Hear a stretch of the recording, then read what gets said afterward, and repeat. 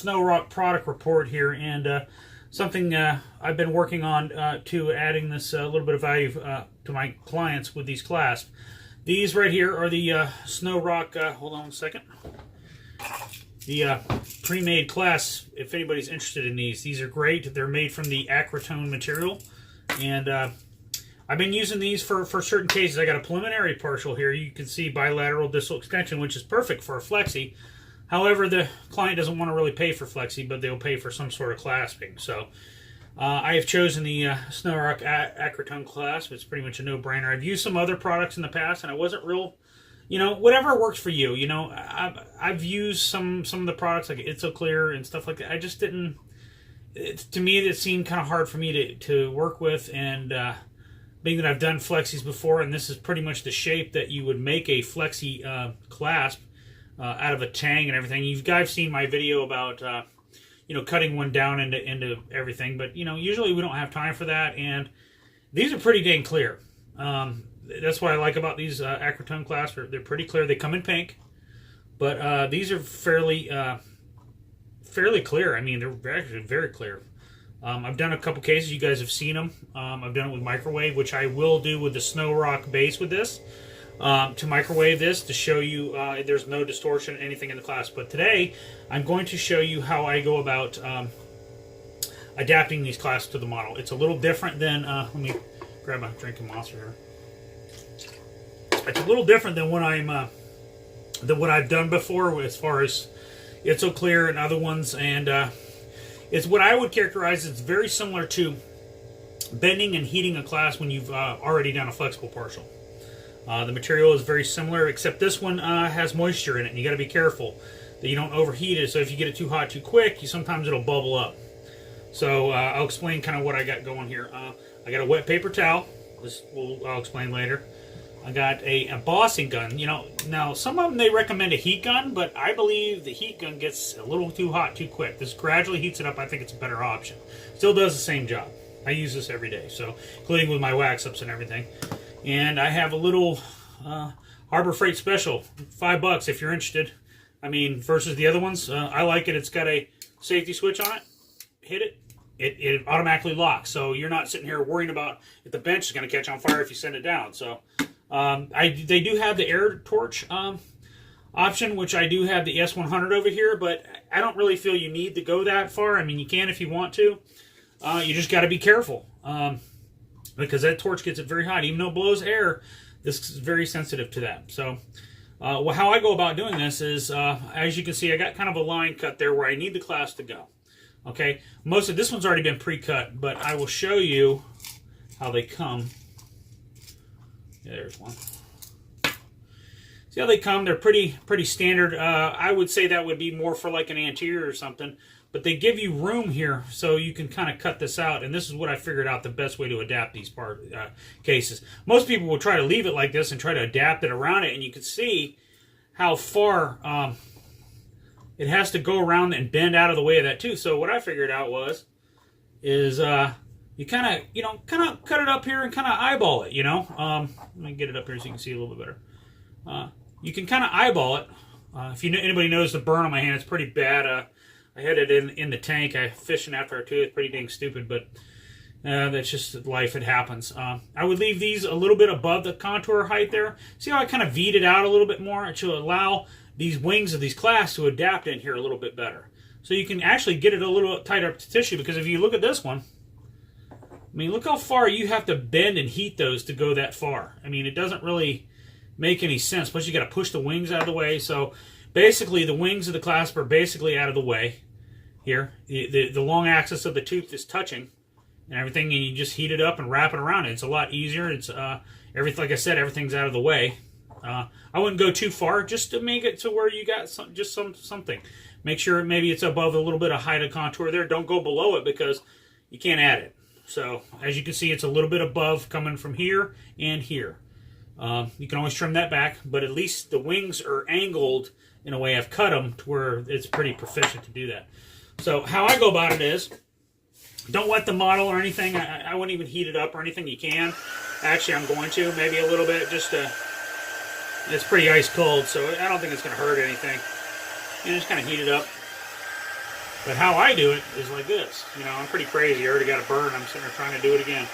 But as you can see, this embossing gun is pretty awesome. If you feel, I feel a little bit brave, which, you know what? I've already got a burn. I'm not even going to chance it. Take a pair of, you know, pliers here. Hey, why not? And you just hold it. I mean, look how close I can hold it with that heat gun. Now, ideally, I hold it a little bit further away just to kind of warm it up. I might want to, I can do it. You actually want to do this just until it starts to get good and clouded up. And then you can see the material kind of drop. So, you got some time. But the reason why I'm kind of flipping back over, trying to heat it evenly, okay? Basically how you would do all those other types of clasps, but I'm doing this with an embossing gun, so you can see the heat. There he goes. It's starting to cloud up. I mean, if you kind of look at it, see it's starting to get clouded up.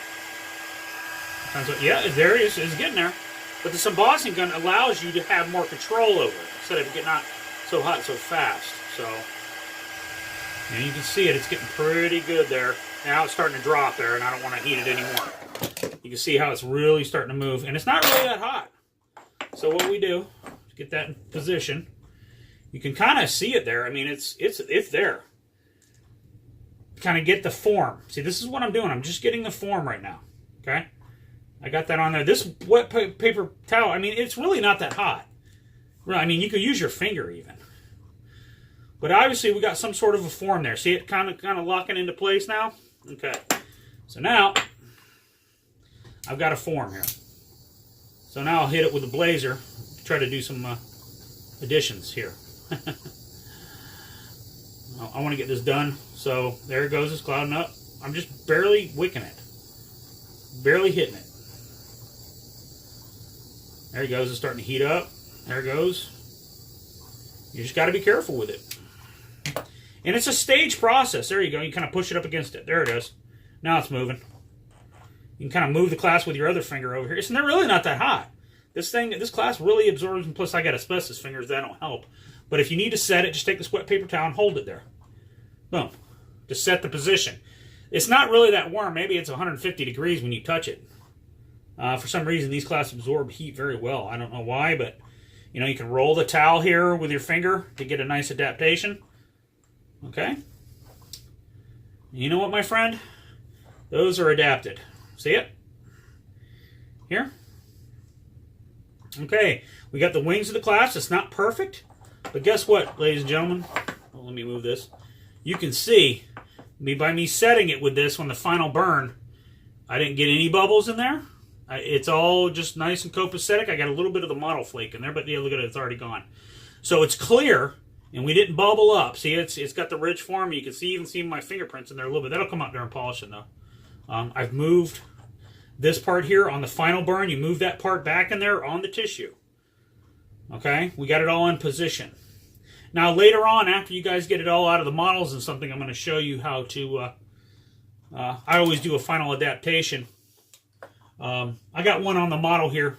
Over here, I kind of screwed up on this case. I have to redo a clasp on this side. I didn't read the script. 1450 needed to be taken off, and I'm kind of doing it. I have to go backwards. At least, thank God I didn't flask it and go through with the processing. But you can see I've already kind of got a wash of wax over here all ready to go. I kind of carved out the front of this tooth, which was stupid.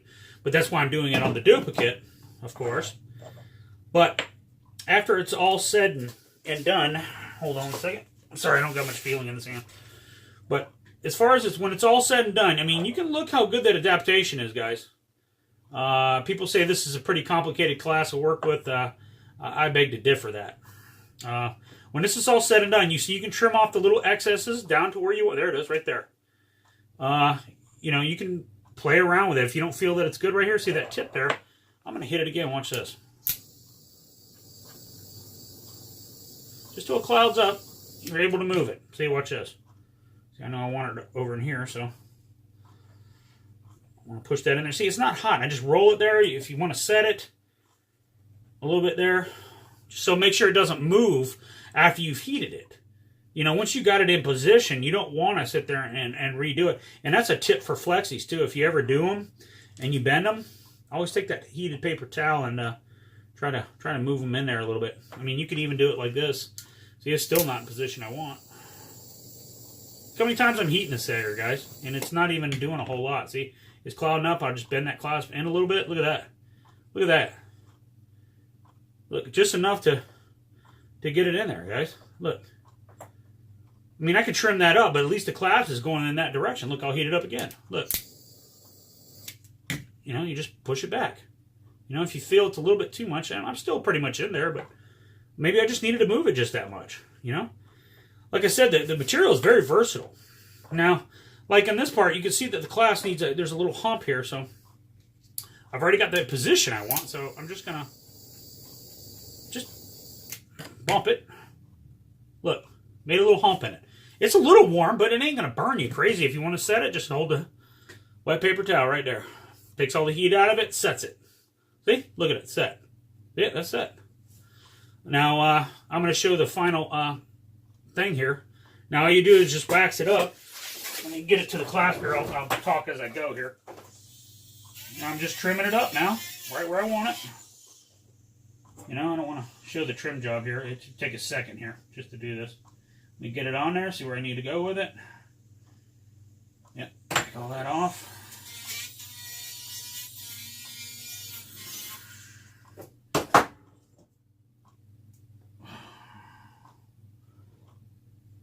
One second, gentlemen. Okay, now I'm going to trim up underneath the clasp for some wax there. You can, like I said, you can modify this how you want. Now I'm creating a little finish line here with the burr. Not much one, but I'm roughing up in this area so we make sure acrylic bonds to it. All right. Now, guys, this is just basic rough here. Look at this. Look. We're in there. We're gold. See it? Now, at the final, what I will do, being I got this pretty much where I want it, there's a little bit of space here. It's still hitting on that one part of the model because of the angle. So, there we go. Ideally, you want about about a millimeter worth of room in here. Yeah, we got it pretty much where we want it. And there it is, ladies and gentlemen. That's pretty good adaptation. It's in here and interproximally, but not overlapping the path of insertion. So you can see I got a little bit of room underneath of there for my wax. And ladies and gentlemen, that's good to go. You're ready to roll. Now you literally see how fast that took me to do it. Now if you get very good at doing these, you can actually, you know, carve it to your circumference. You can start guessing at it pretty good, and which I've begun to do. The adaptations are very easy. To get these clasps to stick, you just use a little bit of, you know, just a little bit of coolness from this thing. And it's not like you said, you see me do it with my hands. I mean, people call me asbestos fingers, but my fingers are a little bit, you know, from finishing metal and doing other various stuff, they get a little bit more callous on other people's. But honestly, it's not that hot. It's a little warm. I mean, you know, when you put it on there and you do it, roll it. So what you do is you roll it with your finger.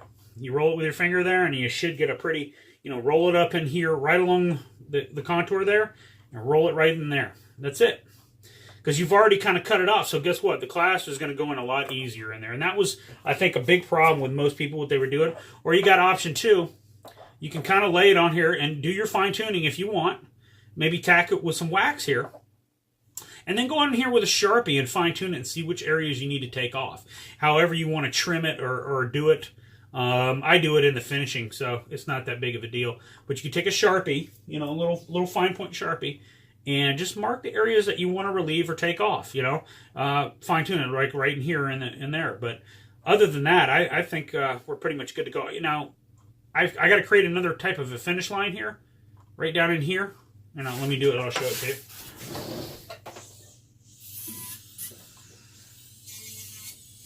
I actually got to take off a little bit of this because it's going to interfere with the tooth. No, but that's all right. That's all it's about. Yep. Let me see how it looks now. I'm trying to get it out of the way of that tooth there. You'll see it. Yeah, there it is. It's better. So I know I need to come down in here a little bit more. Now you can save yourself some time by marking this, but you know I don't want to do that usually. But it's the same way when you're fitting a flexi. you know, why not take a Sharpie and just kind of see what you need to do? There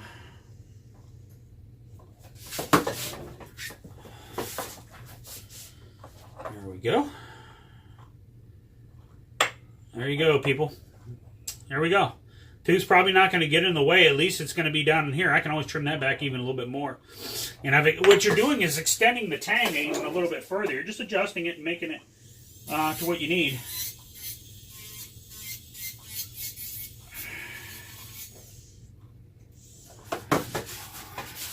There you go, guys. You know, there you go. Look at that. I mean, if you want it out here a little bit more, you know, to get it out of the way, you can bend this back. Matter of fact, I'm probably going to, so watch this. Now I've thinned it out. Now you can do it. Watch this. Right there. Ideally, you want your clasps, if I can get this, hold on a second. I thinned it out enough. It's not going to break. A little hot there. See, it's watch out. Careful. But you can see. Look at that. You can move it. Look at that. It was flaming just a second ago, and I can touch it with my bare hands. So, I mean, look at that. It's still warm and ready to roll. I'm going to get it adaptated right there. Like I said, this stuff will take multiple heatings. Look at it. That's some tough stuff, guys. Let me tell you. Right there. See, you want it pretty much in line with the margin there. That way you know you can trim it right here a little bit. I left a little bit more room for tooth clearance and acrylic to lock that in, guys. And you can see that. So we're pretty much ready.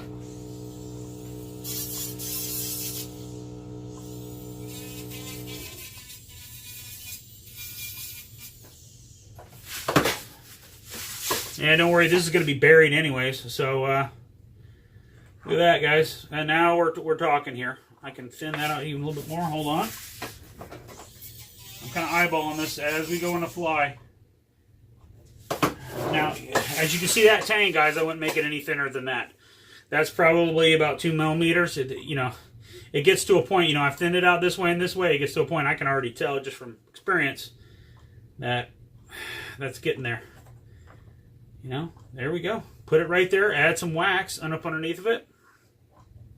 It'll be propped up with wax. And like I said, you're going to have to do a final adaptation. It'll probably be a little more like this. But I tell you what, we're in position here for, see it? So I can even move that up even farther. See, you can trim it and carve it back every which way you want it, you know? There we go. Get that out of the way. We're in the position.